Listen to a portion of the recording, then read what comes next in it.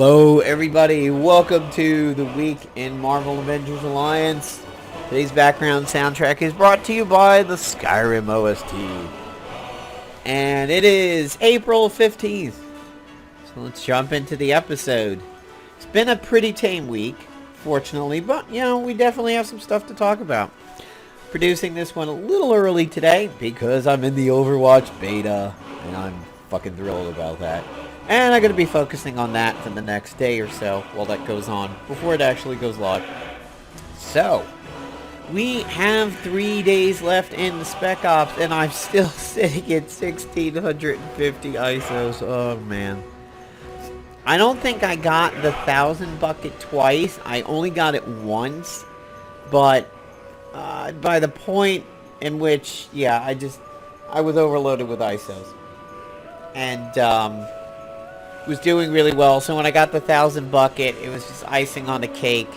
Some people said the Carolina Dean farm method here in Mission 1 got a little nerfed, but I haven't needed to do it for a while, so I don't really know. I had gotten several of the focused plasma launchers, so I devoted all my stuff right into the Fist, and I completed the Fist, and I now have the full Deathlok set. I must say, the Deathlok Fist set is pretty solid if you can run it with some pressure point people or some Paragon exploiters. I happen to be leveling Captain Britain through 14 to 15, and it has been a really enjoyable set for him. And the Fist is an absolute killer. The Fist just hits amazingly strong. In other news, I got Shocker earlier in the week, and I've been having fun leveling him. He's somebody that is enjoyable to play. He just dinged 9 for me last night. However, I have not tried him out with the Snakeskin mobile yet, or the Snakeskin Dune Buggy, or as some people have posted pictures, Speed Buggy. A lot of you are probably too young to know what Speed Buggy is. But, he does seem fun. I do believe he's one of those heroes that I feel doesn't need ISOs to be enjoyable.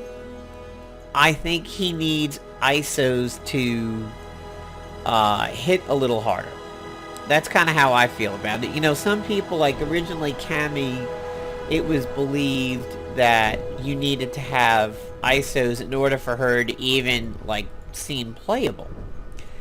I don't think that with Shocker.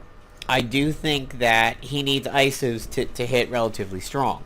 I've teamed him up in the simulator with Invisible Woman and Electro for his leveling, and also, not Electro, but Angrier, and it's been fun. He is definitely holding his own over there, and I think he'll be a relatively enjoyable character to go with. The VK machines are coming in.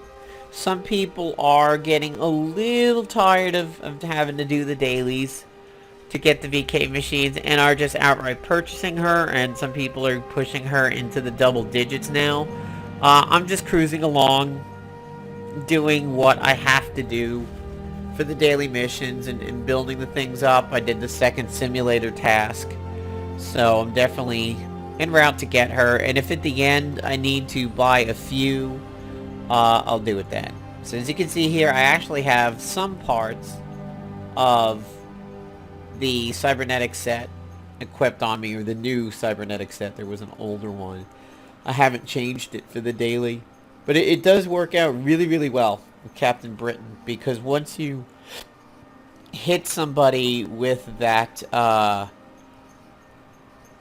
quick draw gun and you get the automatic follow-up with the AoE pressure points there, it's really good. It's free, you don't get any retaliation from it, and it puts out 3 pressure points, and all you need to do with Captain Britain is do the ground stomp, and he likely has a strong chance of getting his extra turn.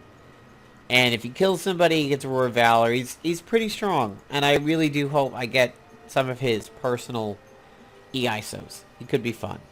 Surprisingly, he has not shown up in PvP for me with any of his new ISOs or anything like that. He's just, he hasn't been there. I've not run into the electrical teams much this season, and I'm surprised at that too. I mean, I thought they would be way more like Electro Burb teams. And, with a week to go in PvP, I'm not seeing it. I mean, this is the season of the worthy. There was an old song from my parents' generation. You've got to pick up every stitch. This is the season of the witch. I can't remember if it's Donovan or somebody else. It's not really my generation of music, but redoing Season of the Witch to being Season of the Worthy, yeah, everything is angrier. No, Kurth, no, coming back. I mean, it's not meant a lot of variety this season. And just to show you guys, that team that I was talking about in a recent video, Tactical Suicide, they're in place. I've switched to them. Angel and Psylocke are out. And not because I believe Angel and Psylocke are doing anything wrong.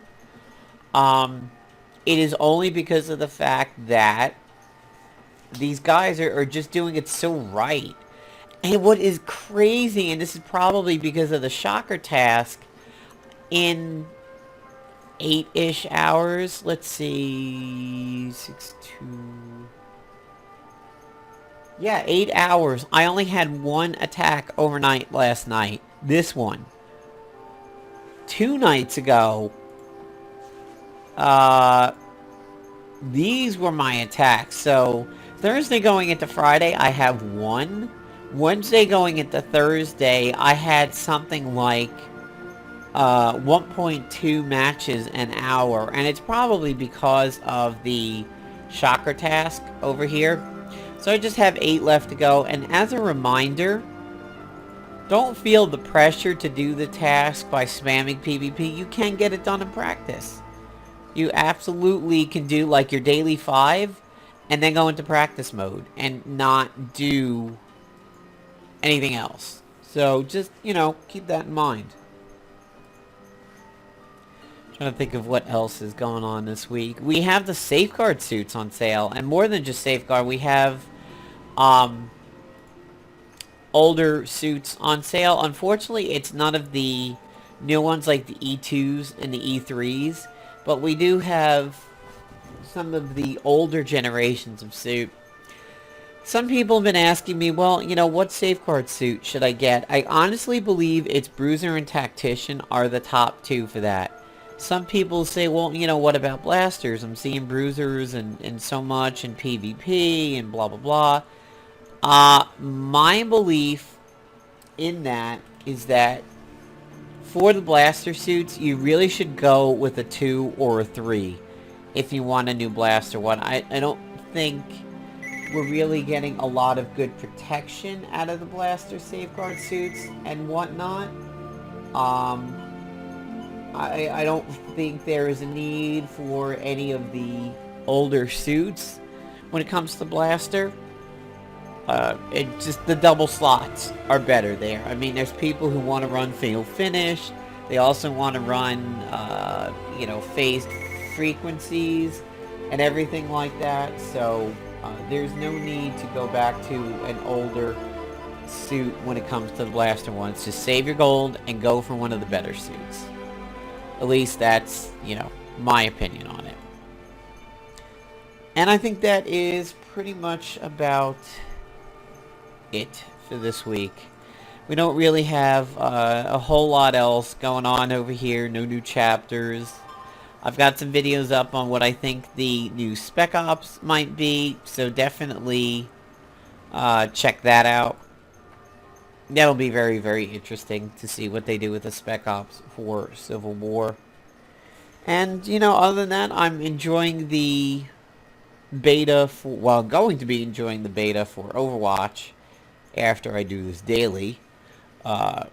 Really enjoying the Battleborn beta. It had been out on the PC, on the PlayStation 4 for a few days ahead of it coming out on the PC and been playing it on the PC. Got the girlfriend doing it. She's been experimenting with some characters. I've been playing some similar ones to what I did back in the original beta, and it's going to be an FPS weekend, that's for sure. So guys, take care. I've got another video that we'll be uploading to the channel. It will be a how-to video in terms of how to get and download and install Nox, and then get Marvel Avengers Alliance 2 up and running on it, since some people had some questions about that. So take care, everybody. Have a good one.